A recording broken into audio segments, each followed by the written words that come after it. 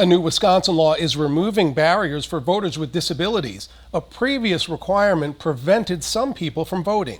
Capitol Bureau Chief Emily Fannin is digging deeper into how many people were turned away from the polls before this new bill was signed into law.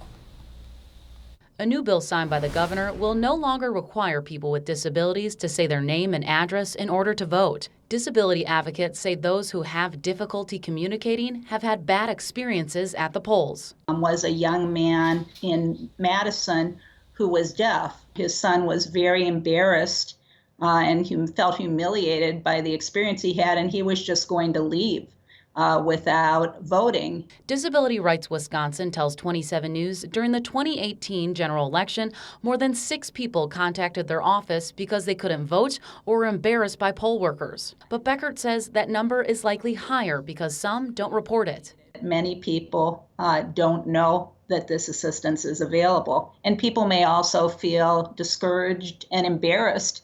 They just accept that I can't speak, I guess I don't get to vote, and would not further pursue it, and that's unacceptable. The League of Women Voters tracks accessibility at polling locations. In 2018, they found out of 388 polling sites, 10% of those did not have accessible voting equipment set up.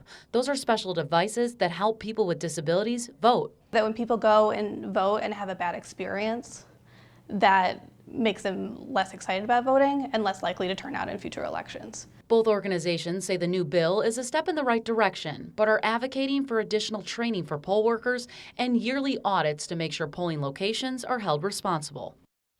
The Wisconsin Election Commission will release a new audit this month, and election officials say it will show fewer problems were reported at polling places in 2018 and 2019 compared to the audit 3 years ago.